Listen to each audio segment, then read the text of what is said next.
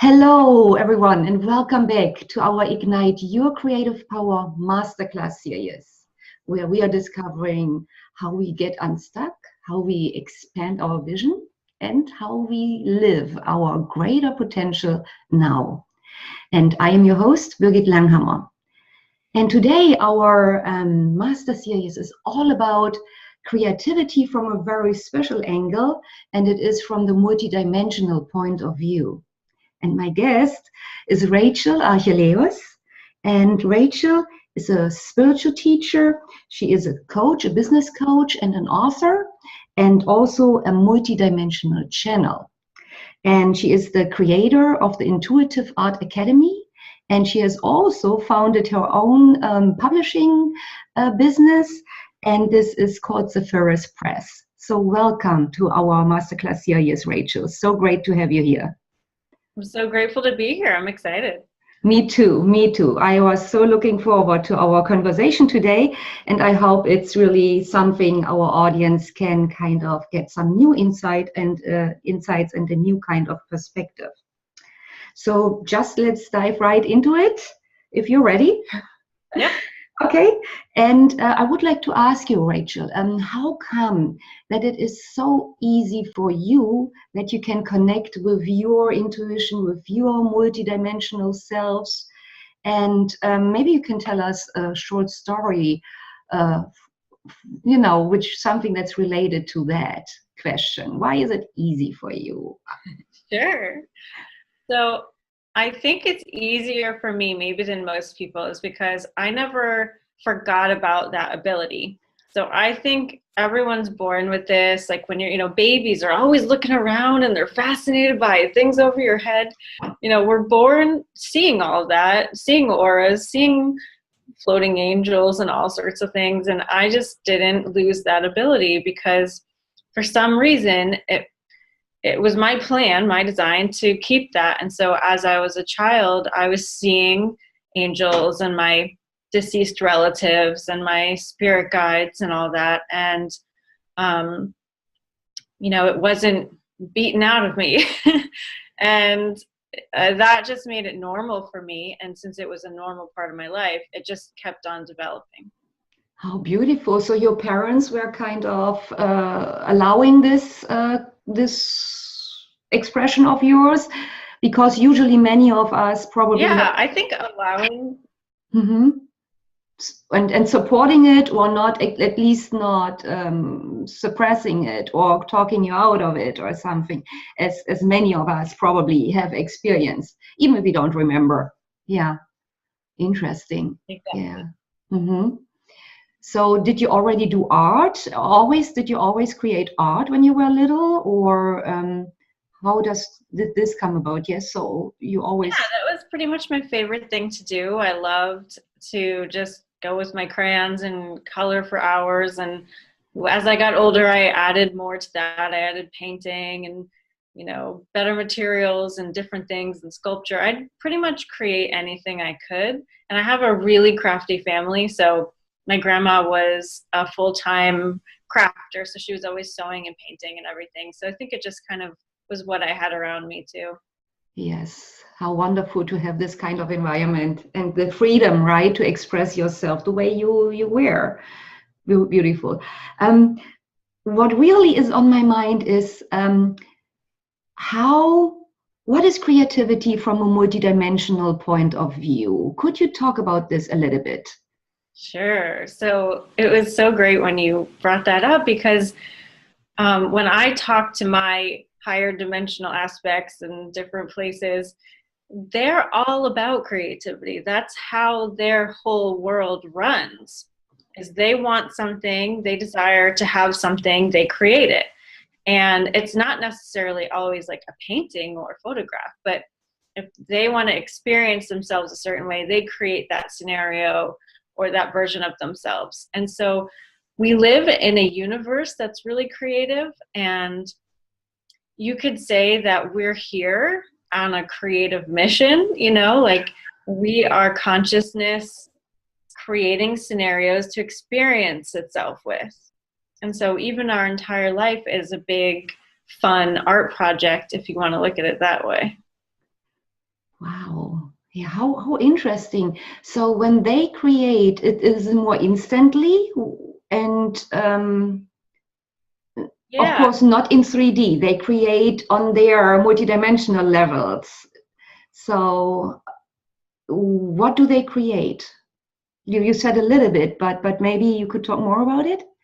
Sure. So it kind of depends on the dimension that they're in. So Mhm. if you wanted to look at where we're living as, say, the third dimension, right? We have stuff. I'm on a chair, there's a table in front of me, and we can think of like a craftsman creating a table from wood and nails and everything. And then we go to the store and we buy it. And that's kind of our version of creating, right? We can buy stuff or we can make it ourselves.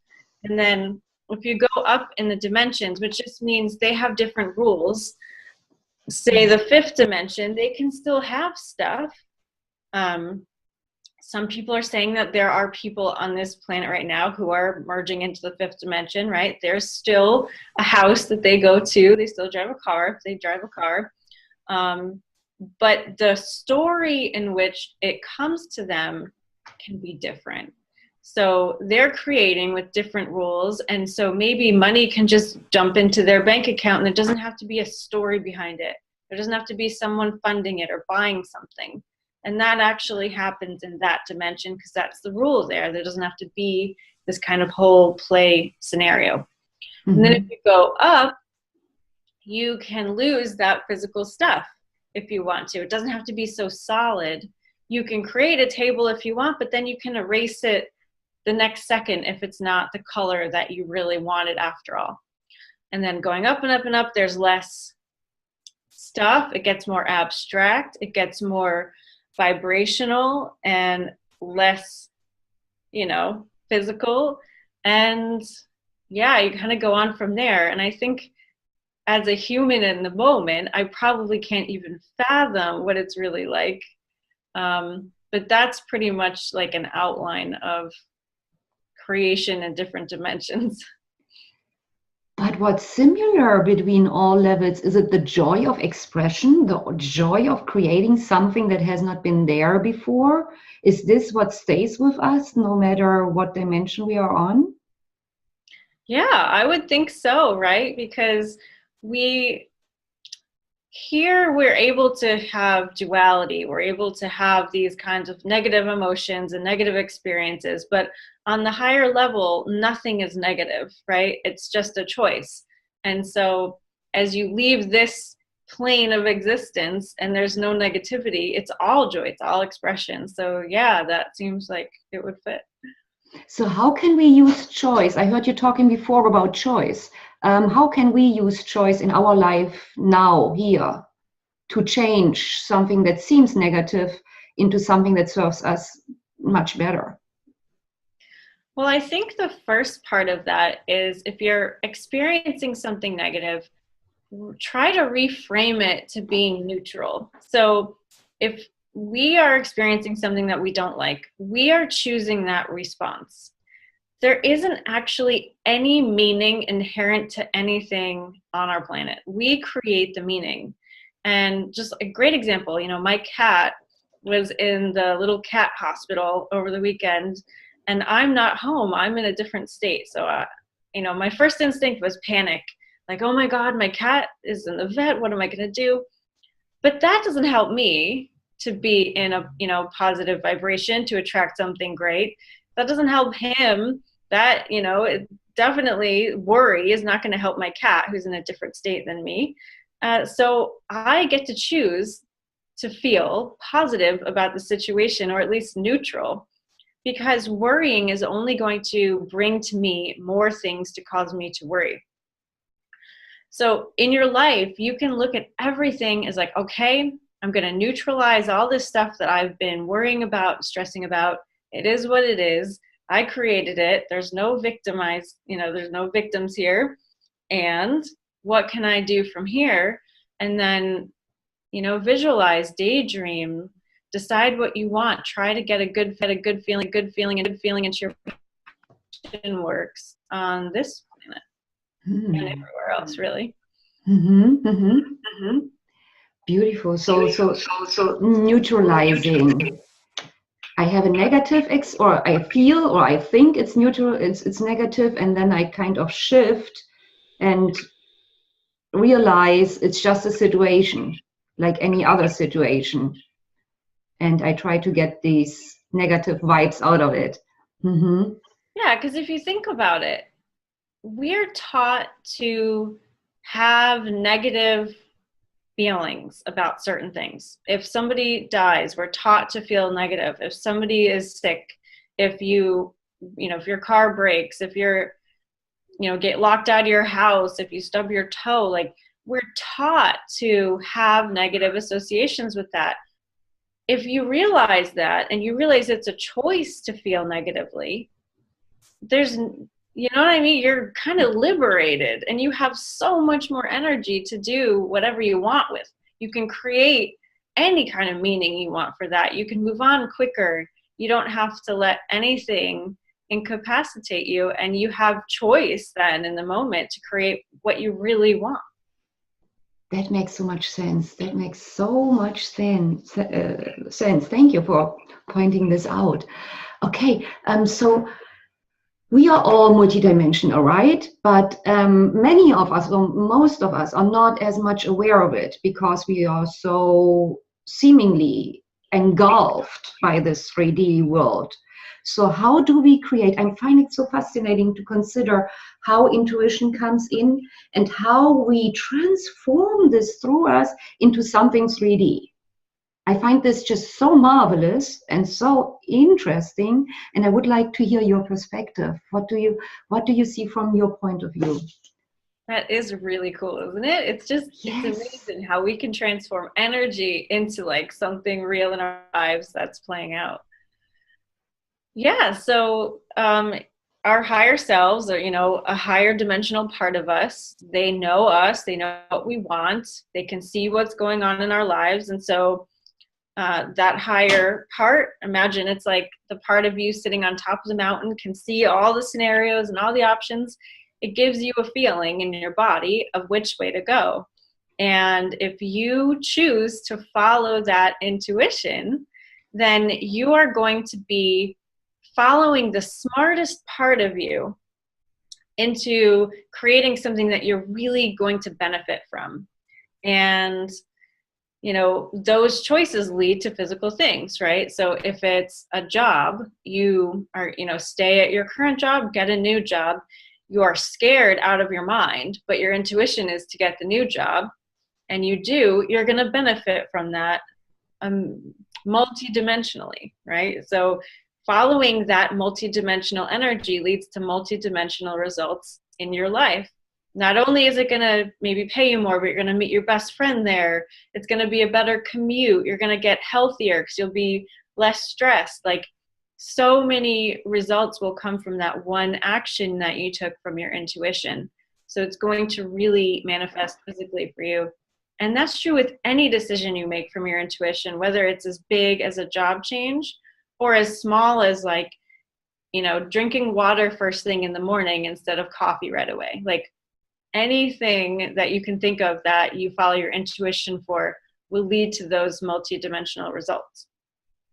So how can we listen to our intuition? Because some people think they just made it up, or they don't pay attention, or they think it's just their mind, because our mind is constantly on the go. So how can we distinguish mind chatter from intuition?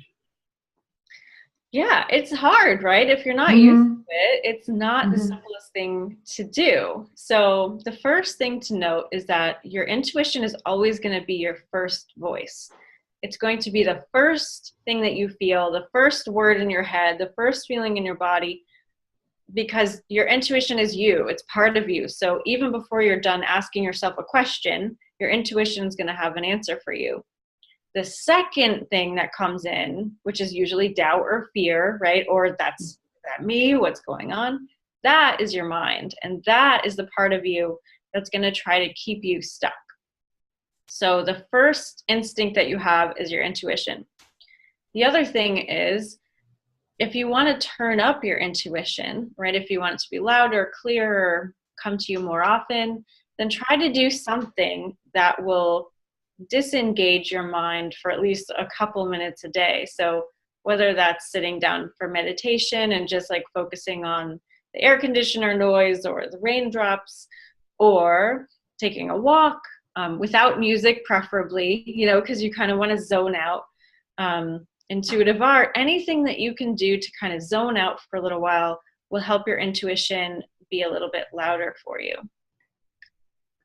So you actually have a process created, a technique, intuitive art, how you help people to connect with their higher selves and to get. You even have a book with the two-way communication with your higher self.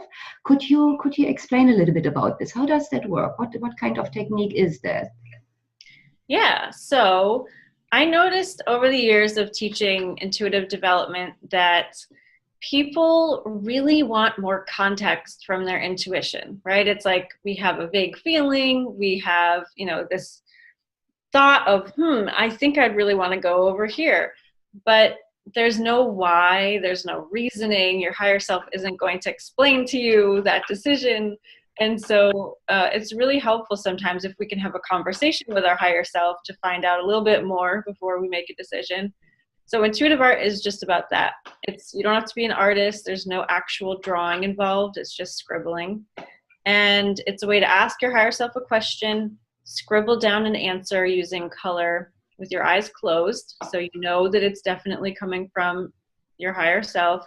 And then we bring you through a little guided meditation before all that, so you can fill out a color sheet so you know what your answer is. When you open your eyes after you do your drawing, you're going to see, oh, there's green and purple, and those mean ... and that's what the answer is. So it's a really simple and easy way to kind of get more information from your higher self.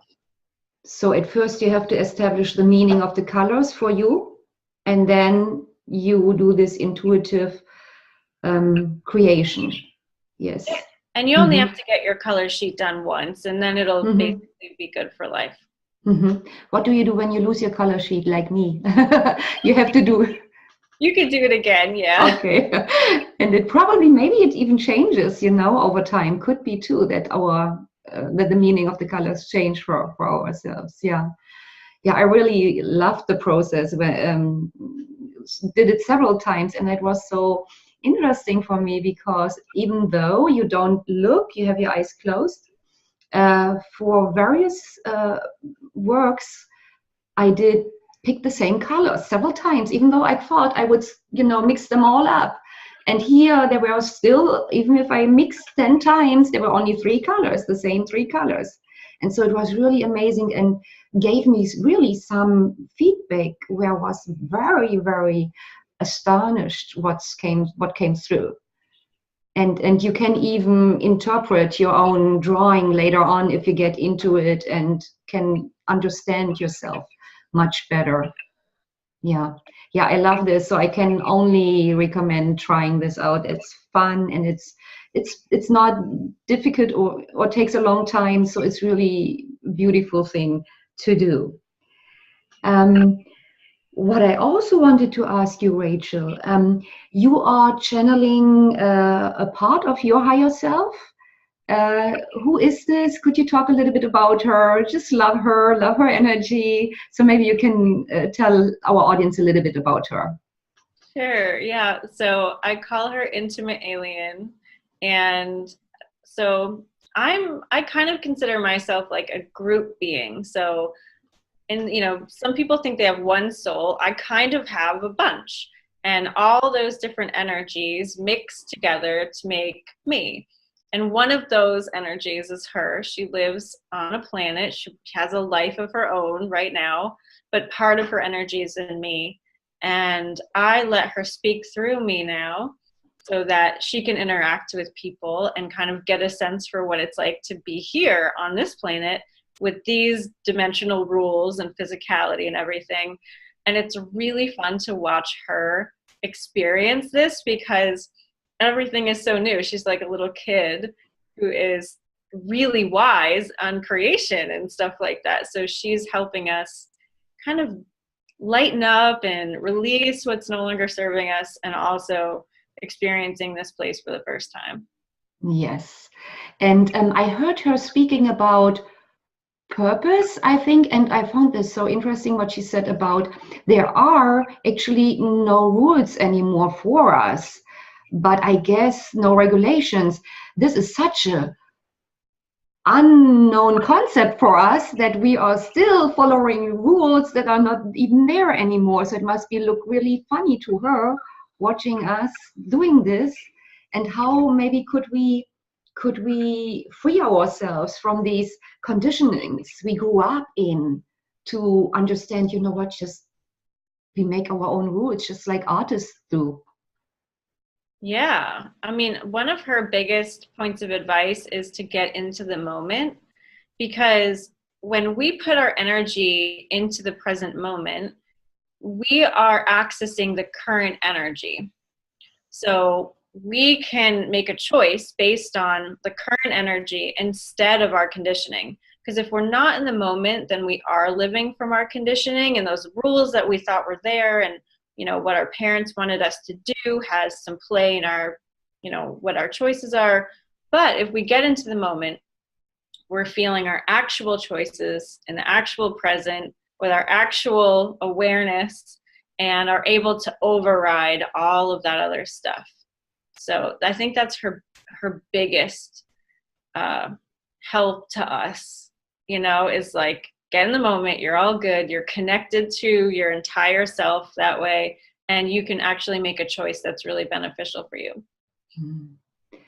Nice. And I think it's similar to art, right? To artists, like we always try to exercise control, keep control over how things are turning out, and being in a moment is also implying letting go of control, because we are almost surrendering to the moment and to everything.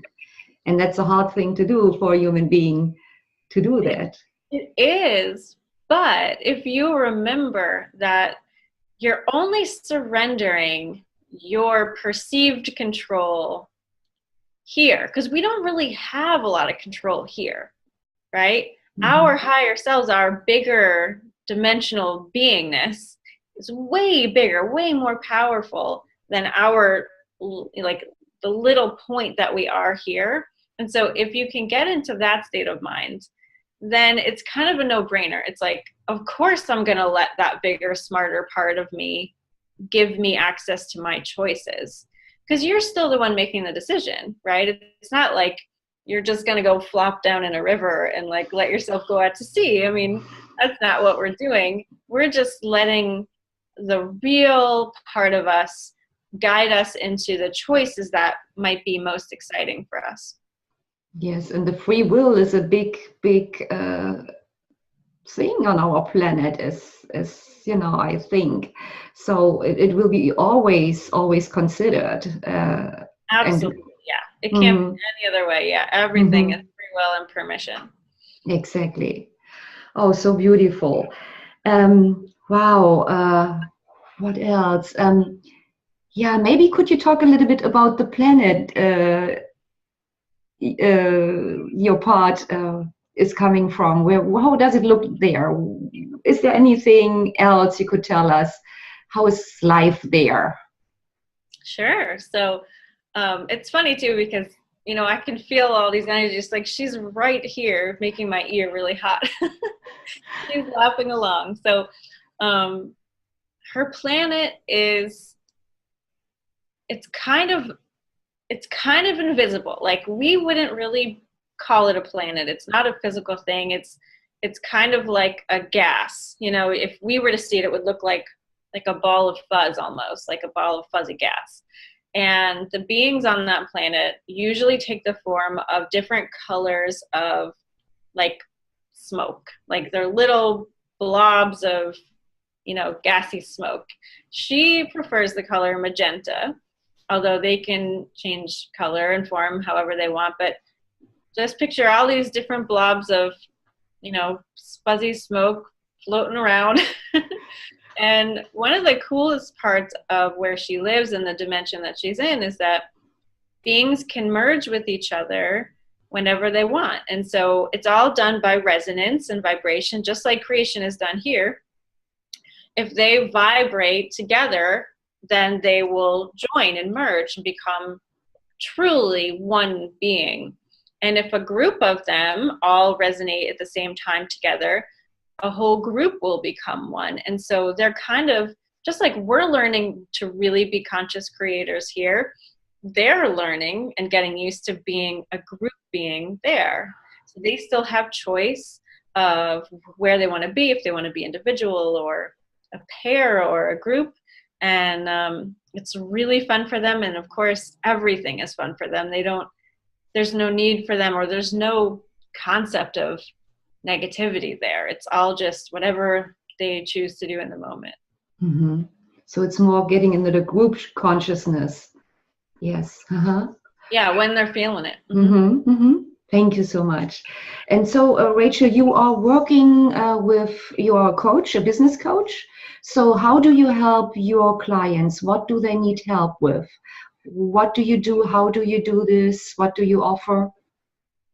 So I mostly help my clients get into ease, because we are taught, as you know, to do things the hard way. And that's kind of the way to go. Like it seems like the right way to do things, right? It's like everyone's like, gotta work hard. And man, you don't have to work hard. You can put effort in, and it can be joyful, and it can be easy, and it can be flowing. And of course, you're still going to do things, but if you do it the easy way, the vibrationally aligned way, then you're going to get those multidimensional results from what you do.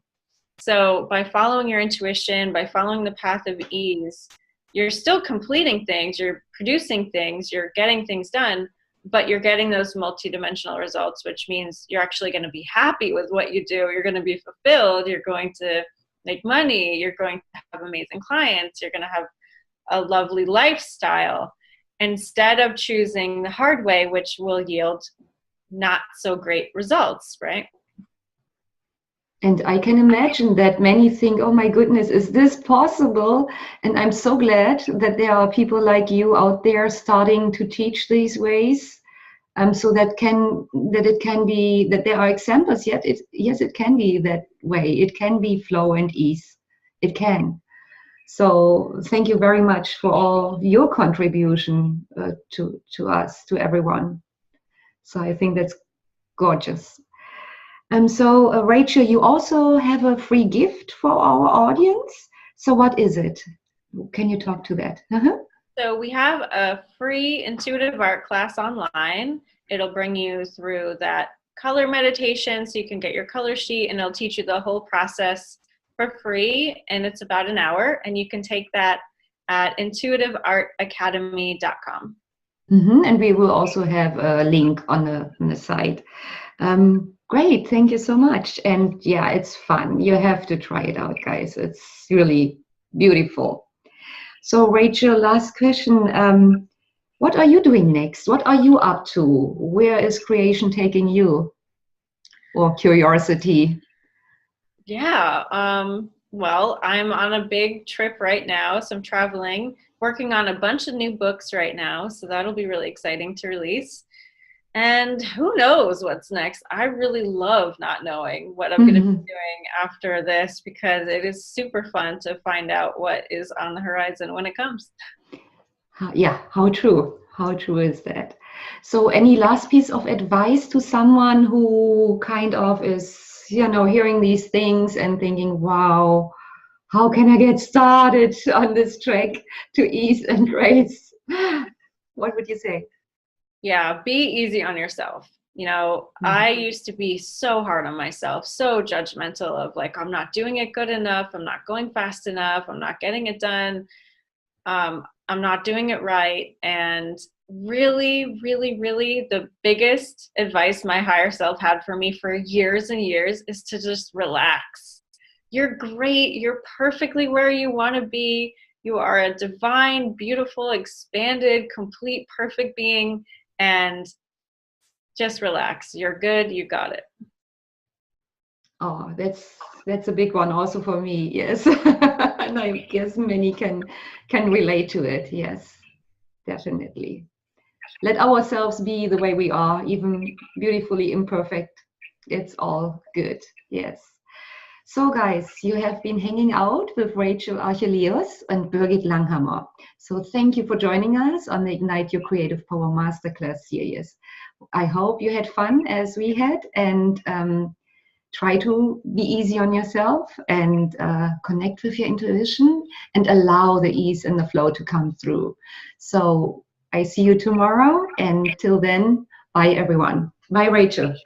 Bye.